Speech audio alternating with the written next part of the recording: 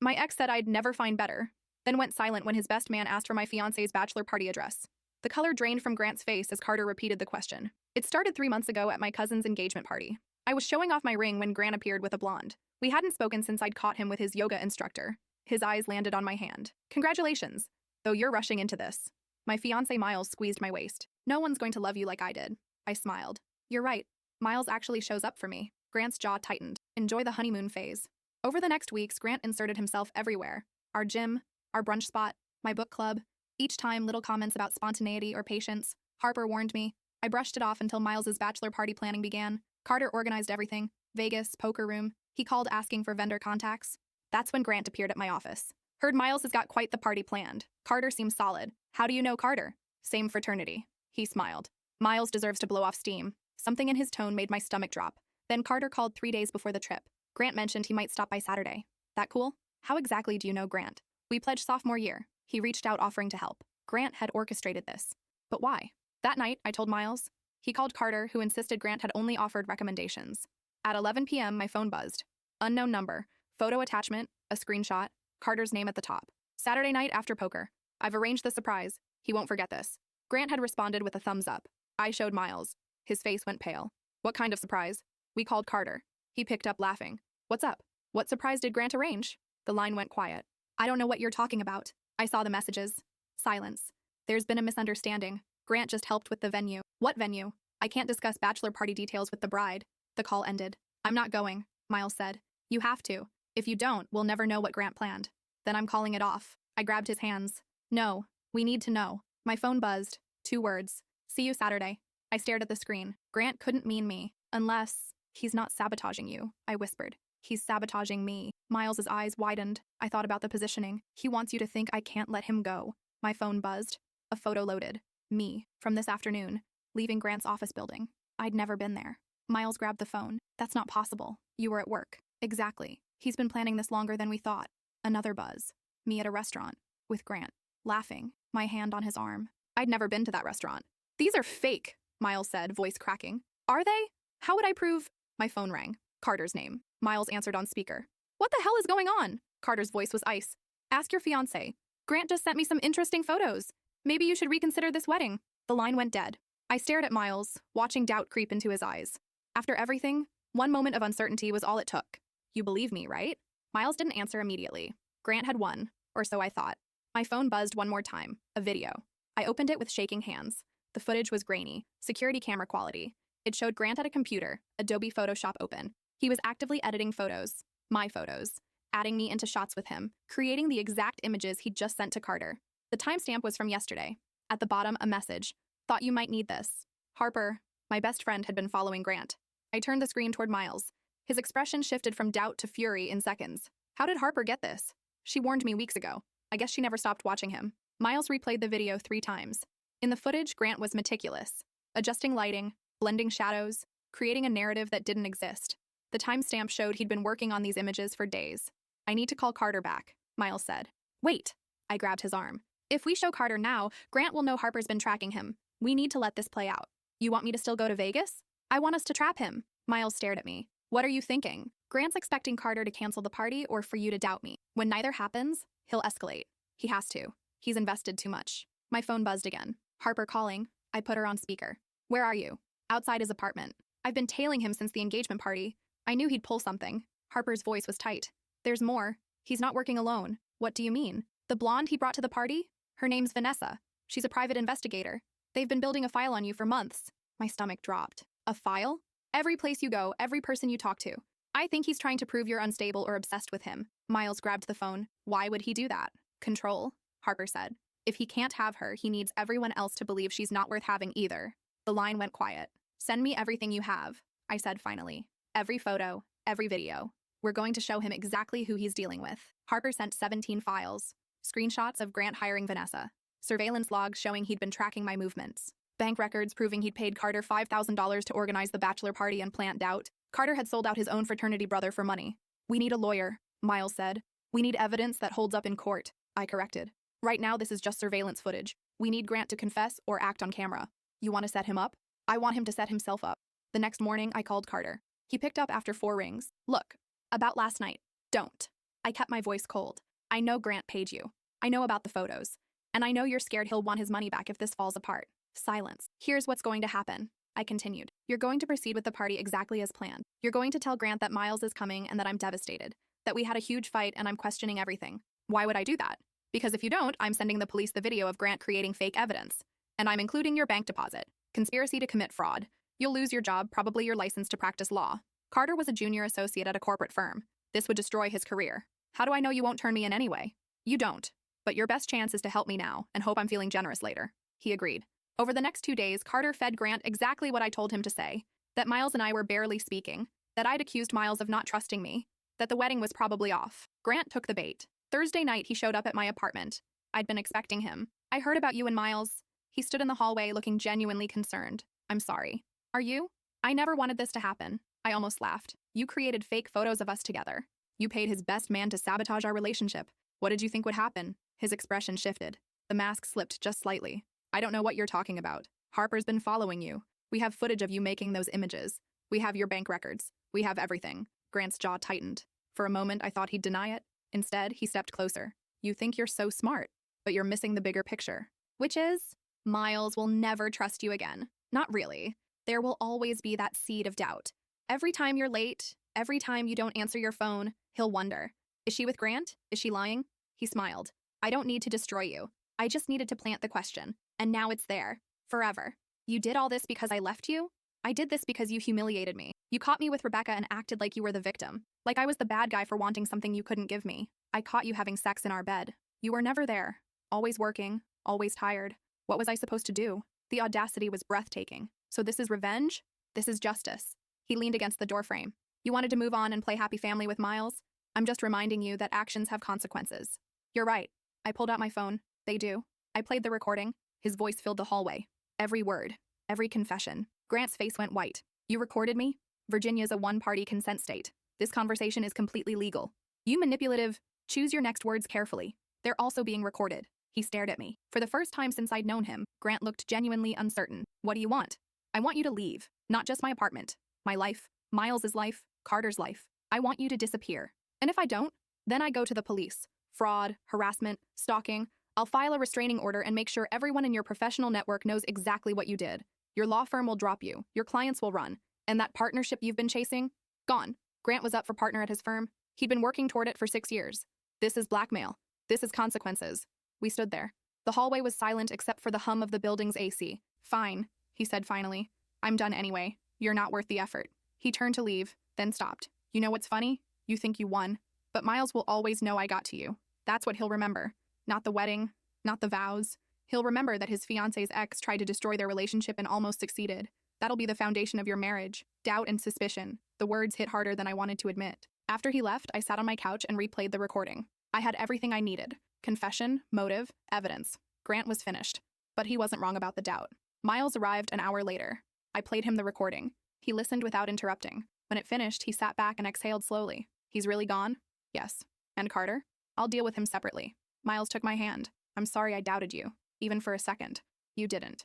Not really. I hesitated. That's enough. We sat in silence. Grant was right about one thing, Miles said finally. This will always be part of our story. The time your psycho ex tried to ruin everything. Does that bother you? Honestly? Yeah. But not because I don't trust you. Because I hate that he got that close. That for even a moment I let him make me question us. So what do? Miles squeezed my hand. We get married. We build our life. And we make sure the doubt doesn't win. The bachelor party happened the following Saturday. Miles went to Vegas with a new best man. Harper's brother volunteered when Miles kicked Carter out of the wedding party. I sent Carter one final message. You're off the hook for the legal stuff, but you're out of the wedding. And if you ever contact Miles again, the recording goes public. He didn't respond. Harper threw me an impromptu bachelorette party at her apartment. Just us and 2 bottles of wine. I can't believe you've been following Grant for weeks, I said. Someone had to. You were too trusting. She poured another glass. The whole thing made me sick. Watching him hire that investigator, plan every detail. He really thought he'd win. Part of me wonders if he did. Don't. Harper's voice was sharp. Grant wants you to think he won. That's his last move, making you believe the damage is permanent. But Miles did doubt me. For 30 seconds. Because Grant created an incredibly convincing lie. That's not a character flaw. That's being human. I wanted to believe her. The wedding was 4 weeks later. Small ceremony, close friends and family, no drama. Grant didn't show up, didn't send a message, didn't try to sabotage anything. He'd actually disappeared. I found out later from a mutual friend that he'd taken a job in Seattle, left town 3 days after our conversation. His firm announced it quietly. Personal reasons. New opportunities. He'd run. The reception was perfect. Miles's speech made me cry. Harper's toast made everyone laugh. My mother kept asking when we'd have kids. Normal. Blissfully normal. But late that night, after everyone left and Miles was sleeping beside me in our hotel room, I checked my phone one last time. One new email, sent from a burner address. No subject line. You think you won, but you just proved my point. You needed surveillance, recordings, threats to keep me away. Not love, not trust, just leverage. That's the relationship you've built. One where you always need evidence to feel safe.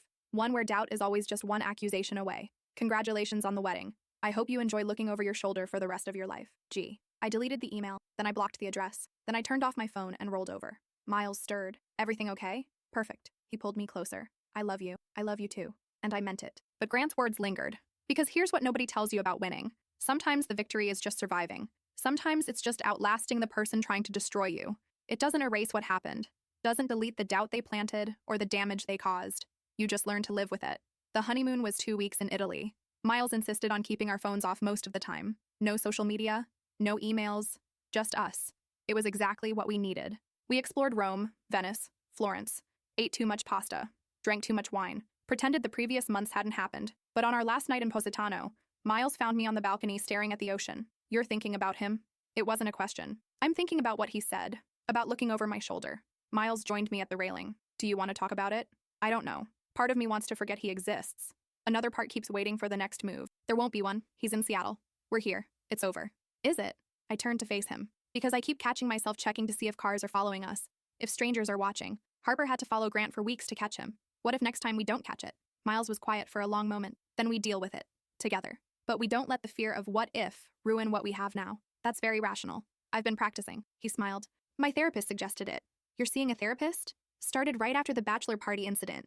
Figured if I'm going to be married to someone whose ex is a sociopath, I should probably process that with a professional. I laughed despite myself. That's very mature of you. I have my moments. We stood there watching the stars reflect off the Mediterranean. Harper saved us, I said finally. If she hadn't been following him, but she was. Because that's what people who love you do. They show up, they watch your back, they get the evidence you need. Is it weird that I feel guilty about that? About what? That it took surveillance and recordings to prove I wasn't lying. Like my word wasn't enough. Miles turned me to face him. Your word was enough for me. The moment I saw that video, I knew Grant had manipulated everything. I felt like an idiot for even hesitating. But here's what I learned. Doubt isn't the same as distrust. Doubt is what happens when someone weaponizes information against you. Trust is what brings you back. When did you get so wise? Like I said, therapy. We flew home 3 days later. Real life resumed. Work, bills, the mundane routine of marriage. Grant's email became a distant memory, then a forgotten one. Until 6 months later when Harper called me at work. You need to see something. She sent me a link to a social media profile. Vanessa, the private investigator Grant had hired. Her latest post was a long thread about client confidentiality, ethics in her profession, and a thinly veiled story about being asked to fabricate evidence for a jilted ex. She didn't name Grant, but she included enough details that anyone who knew the situation would recognize it. The post had gone viral. Thousands of shares. Hundreds of comments from other private investigators condemning the behavior. She turned on him, Harper said when I called her back. Posted everything. The fake photos, the payment trail, the whole scheme. Why would she do that? Check the comments. Apparently Grant tried to stiff her on payment. Claimed her work wasn't good enough. She got pissed and decided to expose him. I scrolled through the thread. Vanessa had included screenshots. Email exchanges with Grant detailing exactly what he wanted. Proof of his obsession. The final comment on the thread was from Vanessa herself. To anyone considering hiring me for similar work, I learned my lesson. Fabricating evidence isn't worth the legal risk or moral cost. And jilted exes make terrible clients. They never pay fairly and they always blame you when their plans fail. This could destroy his career, I said. Good, Harper replied. He tried to destroy yours. I thought about it for exactly 3 seconds. Then I sent the link to Miles with a single message. Karma's a bitch. He responded immediately. Should we be worried he'll retaliate? I hadn't considered that. The old fear crept back. What if this set him off? What if exposing him publicly made things worse? I called my lawyer, the same one who'd helped me draft the restraining order I'd threatened Grant with but never filed. If he contacts you, we file immediately, she said. But my guess? He's too busy doing damage control. This post makes him look unethical and obsessive. His firm's probably already asking questions. She was right. 2 days later, mutual friends reported that Grant had been placed on administrative leave pending an internal investigation. 1 week after that, he resigned. Harper sent me the announcement with a champagne bottle emoji. I should have felt victorious, vindicated. Instead, I felt exhausted. Is it weird that I just want this to be over? I asked Miles that night. Not weird. Normal. You didn't ask for any of this. I keep thinking about what my life would look like if I'd never dated him. If I'd met you first, then we wouldn't have this story. I'd be okay with a boring story. Miles laughed. No, you wouldn't. You'd be planning some elaborate adventure and dragging me along. He wasn't wrong. A month passed, then 2, then 6. Grant's name stopped appearing in conversations. His social media went dark. The few mutual friends we still had reported he'd moved again. Colorado this time. Starting over. Life continued. Miles got a promotion. I started training for a marathon. We adopted a dog named Biscuit who had separation anxiety and chewed everything. Normal, boring, beautiful life. The 1-year anniversary of our wedding came and went without incident. Harper hosted a dinner party to celebrate. Small gathering, close friends. Halfway through the meal, someone asked how Miles and I met. I started telling the story. Coffee shop, mistaken identity. He thought I was his Tinder date. Everyone laughed. Nobody mentioned Grant, because he'd become irrelevant. That's when I realized we'd actually won. Not because we'd destroyed him or gotten revenge, but because we'd moved on. Built something he couldn't touch or tarnish. The doubt he'd tried to plant, it had withered. The fear he'd tried to instill, it had faded. We'd survived. And that was enough. Later that night, Miles and I walked home from Harper's place. Biscuit pulled on the leash, desperate to sniff every tree. Do you ever think about him? Miles asked. Rarely. Do you? Sometimes. Usually when I'm reminded how lucky I am that you're nothing like him. That's a low bar. Fair point. He squeezed my hand. But seriously, thank you for trusting me through all of that. For letting me doubt, and then letting me come back. You didn't really doubt. I did. For longer than 30 seconds.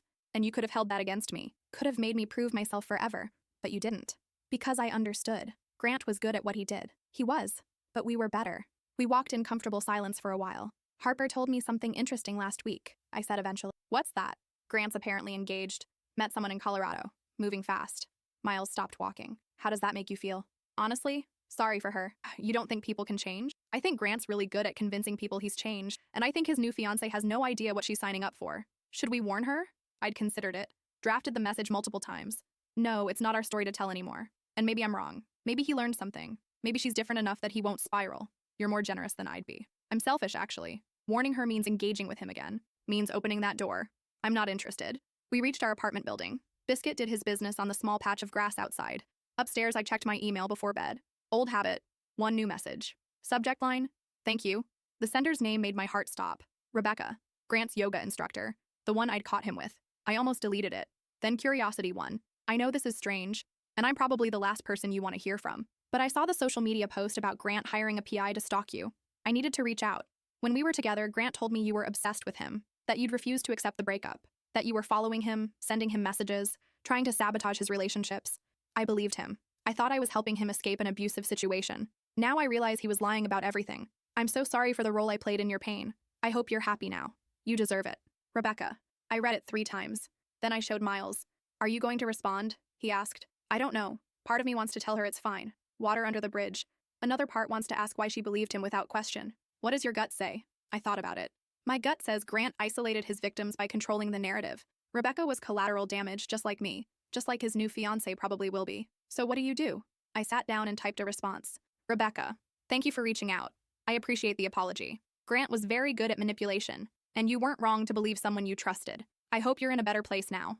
As for me, I'm married to someone who actually shows up. Life's good. Take care. Me. I hit send before I could overthink it. That was classy, Miles said. I have my moments. The next morning, Rebecca responded. I'm glad you're happy, and thank you for not hating me. I needed that more than you know. I didn't respond. The conversation was complete. 2 years passed. Miles and I bought a house. Small yard. Room for kids eventually. Harper got engaged to someone she met at a conference. She called me crying with happiness. You need to be my maid of honor, she said. Obviously. And you need to keep me from becoming a bridezilla. I'll do my best. Her wedding was 6 months later. Beautiful ceremony. No drama. No psychotic exes trying to ruin everything. Just love and celebration. At the reception, Harper pulled me aside. I need to tell you something. Her expression made my stomach drop. What's wrong? Grant's engaged to someone I know, Veronica. We worked together 3 years ago. The world tilted slightly. And I reached out to her. Told her what happened with you. Sent her the receipts. Everything. Harper. She needed to know. I couldn't let history repeat itself. What did she say? She didn't believe me. Said I was jealous or had an axe to grind. Grant told her all about his crazy ex who couldn't let go. She thinks you're me. I felt sick. Did you correct her? I tried. She blocked me. We stood there. You did the right thing, I said finally. Did I? Because now she's even more convinced Grant's the victim. I might have made it worse. You tried to help. That's what matters. But Harper looked devastated. I keep thinking about what you said, about how it's not our story anymore. Maybe I should have listened, maybe. But I understand why you didn't. Because that's the thing about trauma. It doesn't just affect the person who experienced it, it radiates outward, touches everyone who cares about you. Harper had watched Grant nearly destroy me. Of course she'd tried to prevent it from happening to someone else, even if that someone didn't want to be saved. The wedding continued. Harper eventually rejoined the celebration, but I couldn't shake the conversation. That night, I told Miles what happened. "Do you think we should have warned her too?" he asked. "I don't know. Would she have believed us? Probably not. Grant's too good at this. So what do? Just watch it happen? We do nothing. We live our life. We trust that she'll figure it out on her own." It sounded reasonable. It felt like abandonment. 3 months later, Harper called me sobbing. "Veronica's in the hospital. Grant put her there." My blood went cold. "What happened?" "I don't have all the details, but a mutual friend said they got in a fight. Grant shoved her down the stairs. She broke her arm and 3 ribs. Did he get arrested?" "She's not pressing charges. Says it was an accident." "Of course she wasn't, because that's how this works. The cycle continues until someone breaks it." "I need to see her," I said. "She won't talk to you." "I don't care. I need to try." Miles drove me to the hospital that night. We didn't have a plan. Didn't know if they'd let us in, but I had to do something. At the front desk, I asked for Veronica's room number. The nurse looked skeptical. "Family only. I'm her sister." I lied. The nurse didn't buy it. "Name?" Behind her, I spotted Harper's former coworker in the waiting room. She recognized me immediately and walked over. "You're Grant's ex." "Yes. Veronica won't see you." "I know, but I need her to know she's not alone, that what happened wasn't her fault." The coworker studied me for a long moment. "She's in 304, 3rd floor. But security's tight. Grant's been here all day playing the concerned fiancé." "Is he there now?" "Went to get coffee 10 minutes ago." I didn't wait for permission. Miles and I took the elevator to the 3rd floor. Room 304 was at the end of the hall. I knocked softly. "Come in." Veronica looked small in the hospital bed. Her left arm was in a cast. Bruises covered her face and collarbone. She saw me, and her expression hardened. "You need to leave." "I know I will, but first I need you to hear something. I don't want to hear your lies about Grant. This isn't about Grant. This is about you." I stayed by the door, giving her space. 3 years ago, I was you, defending someone who'd hurt me, making excuses, believing his version of events. This was an accident. I'm sure he told you that, just like I'm sure he apologized. Cried maybe, promised it would never happen again. Veronica's eyes filled with tears. "You don't know him like I do." "You're right. I knew a different version. The one who was charming and attentive until I became inconvenient. The one who twisted reality until I questioned my own memory. That's not..." He hired a private investigator to stalk me, created fake photos to destroy my relationship. When that didn't work, he tried to convince everyone I was obsessed with him. I pulled out my phone and showed her Vanessa's social media post. "This is what he does. This is who he is." Veronica read the post. Her hands shook. "Why should I believe you? Because you're in a hospital bed and he's getting coffee. Because some part of you knows this wasn't an accident. And because in 6 months or a year when it happens again, you'll remember this conversation." I put my contact information on her bedside table. "When you're ready to leave, call me. I'll help you. No judgment. No questions asked." Veronica didn't respond. Miles and I left before Grant returned. In the elevator, Miles pulled me close. "That was brave. That was selfish. I needed her to know she had options." "Because no one gave you options?" "Because Harper gave me options and I almost didn't take them." We drove home in silence. I didn't expect Veronica to call. People rarely leave the first time. Sometimes not even the second or third. But I needed her to know someone would answer when she was ready. 6 weeks later, my phone rang at 2 a.m. Unknown number. "Hello?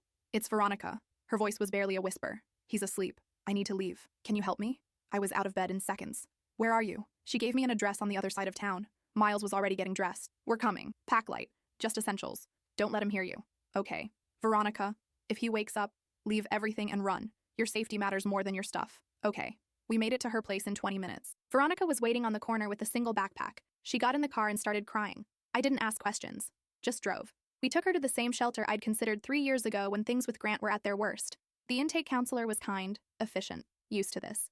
"You'll be safe here," she promised Veronica. We stayed until she was settled, until she stopped shaking. In the parking lot, Miles asked, "Do you think he'll come after her?" "Probably. But she's got a head start now. What if he comes after you, for helping her?" I'd considered that. Then we deal with it. Together. 3 days later, Grant showed up at my office. Security stopped him at the front desk. They called me to ask if I'd see him. "Tell him I'm filing a restraining order. If he doesn't leave immediately, I'm calling the police." He left. But that night, he sent an email. "You turned her against me, filled her head with lies. I loved her. We could have worked through our problems, but you couldn't stand to see me happy. You're toxic. You always have been. Stay away from my life or I'll make sure everyone knows what you really are." I forwarded it to my lawyer. She filed the restraining order that afternoon. Grant violated it twice. Showed up at our house. Sent more threatening messages. The second violation landed him in jail overnight. After that, he finally stopped. Veronica pressed charges for assault. The case took 8 months to wind through the legal system. Grant pleaded down to a misdemeanor. Anger management classes and probation. Barely a slap on the wrist. But it was enough to end his legal career. The Bar Association suspended his license pending the outcome of an ethics investigation. He lost everything he'd worked for. Some people would call that justice. I called it inevitable. Because here's what I learned. People like Grant don't change until they face real consequences. And sometimes not even then. Veronica moved to a different state, started over. Last I heard, she was back in school pursuing a degree in social work, helping other survivors. Rebecca reached out again a year later. She'd started a support group for people who'd been manipulated by narcissistic partners, asked if I'd be willing to speak. I declined. Not because I didn't want to help, but because I'd finally reached a place where Grant's shadow didn't follow me. My story wasn't about him anymore. It was about survival, about building something real with someone who actually showed up, about learning to trust again after someone weaponized that trust against me. 5 years after our wedding, Miles and I had our first kid, a daughter named Rose. She was perfect, healthy, loud, everything we'd hoped for. In the hospital, holding her for the first time, I thought about all the chaos that had led to this moment. If Grant hadn't sabotaged us, would we be here? Would our relationship be as strong? Probably not, because trauma either breaks you or forces you to build something unbreakable. We'd chosen the latter. Harper visited with balloons and an absurd amount of baby clothes. "You're going to be an amazing mom," she said. "I'm terrified." "Good. Terror means you care." She held Rose and teared up. "I can't believe we made it here. After everything. We almost didn't, but we did.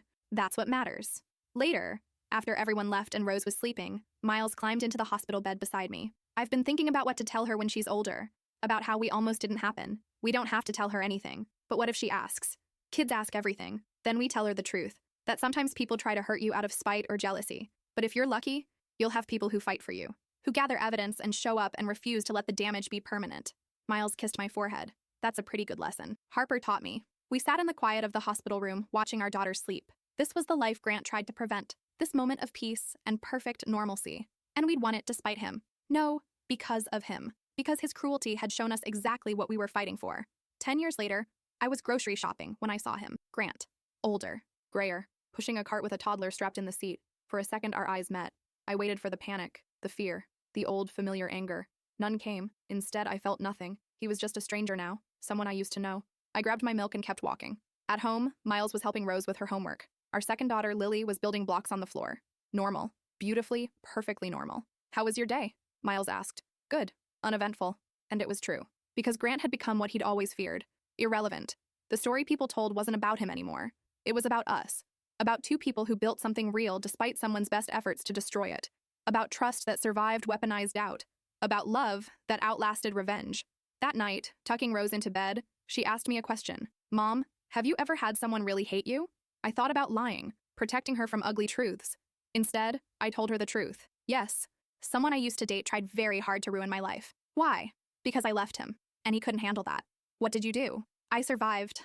I built a better life, and eventually he became too small to matter. Rose considered this. Did you forgive him? No, but I stopped letting him take up space in my head. That was better than forgiveness. I think I understand. She probably didn't. Not really, but one day she would, because the world is full of people like Grant.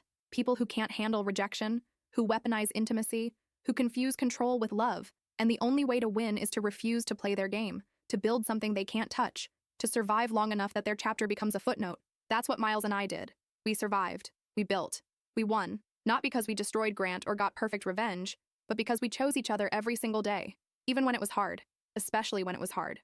And now, 15 years after that first threatening text, we're still here, still choosing each other, still building, still winning. Grant's somewhere else, living some other life, probably creating some new disaster. But that's not my story anymore. My story is this. Sunday mornings with my family, coffee on the back porch, Rose's softball games, Lily's piano recitals, Miles's terrible dad jokes, the small, beautiful, mundane moments that Grant tried to steal. That's what victory looks like. Not dramatic confrontations or perfect revenge, just living well. Just refusing to let the darkness win. Just showing up for the people who showed up for you. Harper still visits every few months. Her kids play with mine. We drink wine and laugh about how young we were when all of this happened, how dramatic it all seemed, how glad we are that it's over. Sometimes she asks if I ever think about him. The answer is always the same, rarely. And when I do, I'm just grateful he's someone else's problem now. Because that's the truth. Grant is a memory, a cautionary tale, a chapter that's closed. And I'm the one who closed it. That's the real victory. Not that I beat him, but that I moved on, built something he couldn't destroy, became someone he couldn't touch. That's how you win against people like Grant. Not by destroying them, but by refusing to let them destroy you, by surviving, by building, by loving harder than they hated, and by waking up one day and realizing they don't matter anymore. That's exactly what I did, and I do it all again. Because the life I have now, the family, the peace, the boring, beautiful normalcy, it was worth every second of that fight, every moment of doubt, Every sleepless night. Because I won. We won. And Grant? He's just a story I tell sometimes. About the time someone tried to break me and failed. About the time love survived despite someone's best efforts to kill it. About the time I learned that survival isn't just about making it through. It's about building something better on the other side. And that's exactly what I did.